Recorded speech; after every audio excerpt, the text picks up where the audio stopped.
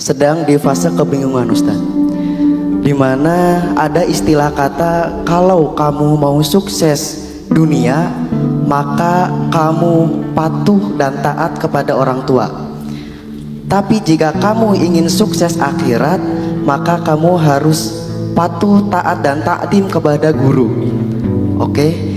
Nah, yang menjadi kebingungan dalam pikiran saya itu gimana cara kita menyikapi dalam pemikiran orang tua dan pemikiran guru itu berbeda. Seperti contoh, orang tua menginginkan saya itu untuk tinggal di rumah karena rumahnya kosong. Seperti halnya guru menginginkan saya ngaji taklim sampai dengan selesai. Nah, lalu mungkin bisa didefinisikan kenapa dalam doa itu Rabbana atina fid dunya hasanah wa fil akhirati hasanah wa qina adzabannar. Kenapa yang didahulukan itu dunia terlebih dahulu dibanding akhirat? Saya punya beberapa novel. Saya pernah jadi juri penulisan fiksi ketika masih kuliah di Kairo, di Lingkar Pena di sana.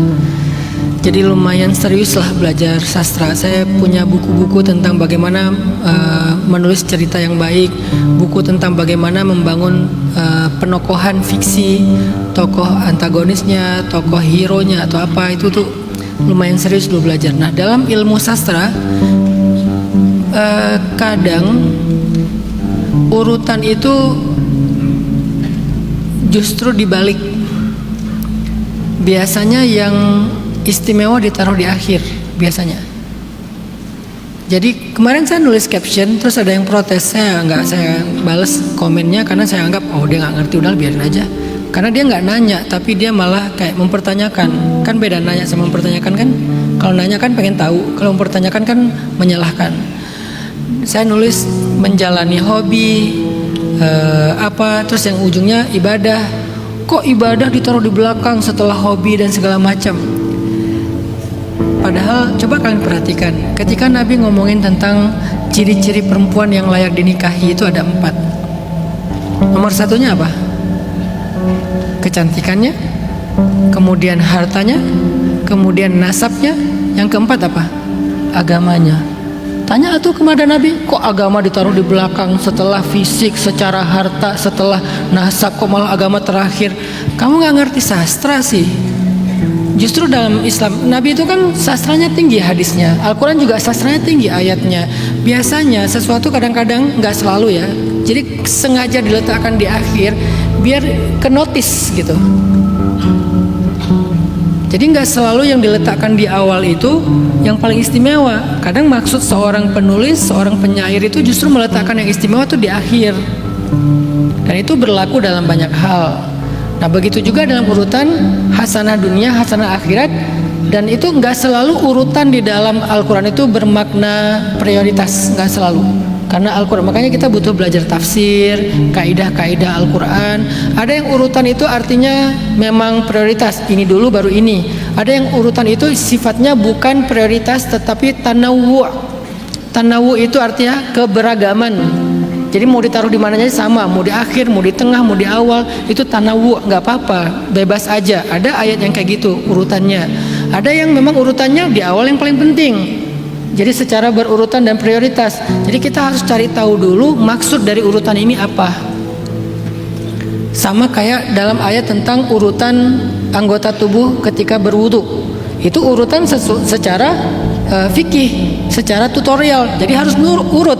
Gak bisa juga kita pakai ayat itu pakai bahasa sastra, karena itu kan lagi ngomongin tutorial ya. Pakai istilah sastra. Yang paling terakhir itu yang paling baik, berarti saya kaki dulu atau nggak bisa, itu mah udah urutan tutorial fikih. Jadi dia urutannya emang sesuai dengan urutan.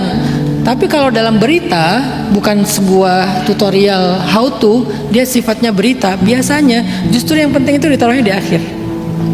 Ini namanya kaidah-kaidah sastra. Ada di dalam Al-Quran, ada di dalam hadis, ada di dalam kata-kata para ulama. Jadi tentang Rabbana atina fid dunya hasanah wa fil akhirati hasanah wa qina adzabannar itu bukan tentang dunia lebih penting daripada akhirat, bukan. Karena ada juga yang penting ditaruh di belakang. Yang kedua alasannya karena emang kita sedang di dunia. Kita ngalamin dunia dulu baru kemudian akhirat. Bukan berarti dunia lebih penting daripada akhirat. Dan Yang ketiga, karena dunia itu lebih greget bagi sebagian besar manusia. Makanya Allah bilang di dalam surat Sof ya, ketika Allah menjanjikan kebaikan-kebaikan kepada orang yang berinfak, yang berjihad di jalan Allah, surga dan segala macam, ujung-ujungnya Allah bilang gini, wa ukhra tuhibbunaha, dan yang lain yang kalian sukai. Apa itu? Dunia.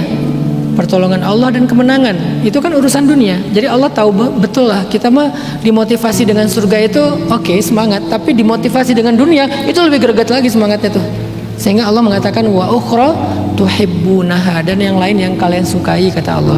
Padahal menurut Allah ini loh yang paling istimewa tuh, surga Aden, surga Jannah dan segala macam. Tapi oke, kalian kan sukanya ini kan, ya udahlah gitu. Itu alasannya. Kemudian yang pertanyaan pertama, gimana kalau beda antara nasihat orang tua dengan permintaan guru, permintaan orang tua dengan permintaan guru? Urutannya sebetulnya urutan ini tentang urutan antara kewajiban dengan urutan antara keberkahan, itu beda.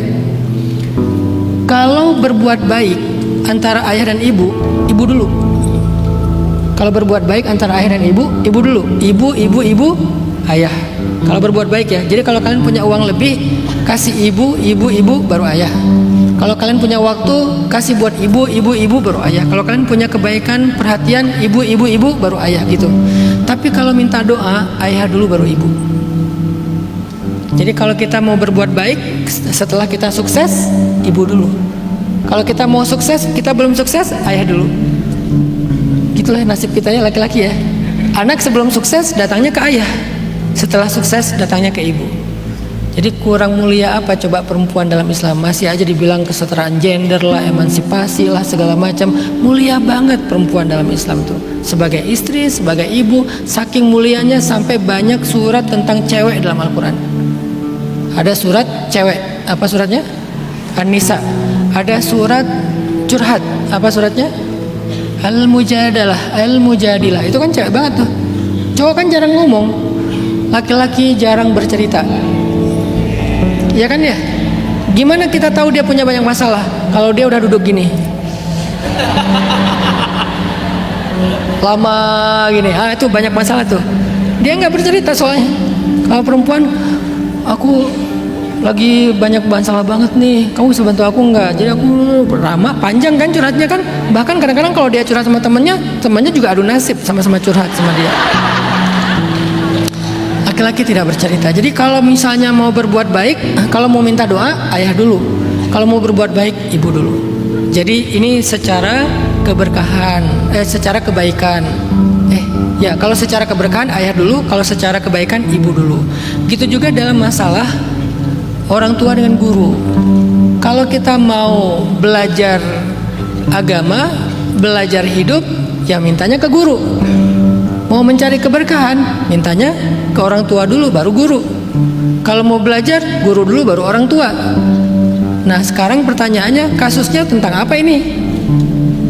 Keberkahankah? Tentang cara hidupkah?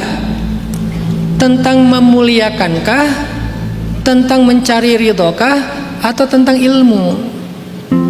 Coba nilai sendiri. Oh ini kayaknya tentang menyenangkan hati. Ya udah orang tua dulu. Oh tapi yang satu nyuruh sesuatu yang menyenangkan hatinya, yang satu lagi nyuruh belajar. Nah lihat yang kita pelajari ini sesuatu yang wajib enggak? Yang kalau kita enggak pelajari kita dosa. Misalnya kita belum tahu cara berwudu. Kalau kita enggak tahu cara berwudu, kita enggak bisa sholat. Ketika kita mau belajar menuntut ilmu cara berwudu, ibu kita nyuruh kita jagain rumah dia. Wudu dulu karena itu wajib. Menjaga rumah itu, kalaupun wajib, bukan yang mudorot banget gitu, yang sampai bikin kita nggak bisa sholat. Lihat fiqhul aulawiyat, fikih prioritas dalam hal ini. Jadi pertama lihat ini masalah apa dulu nih? Masalah keberkahan hidupkah atau masalah kewajiban dan ilmukah? Yang kedua lihat prioritasnya yang mana dulu nih? Mana yang lebih besar maslahat, mana yang lebih besar mudorot. Tapi biasanya nih, sebetulnya hal ini tidak bertentangan sih biasanya. Tinggal kita menentukan waktunya aja.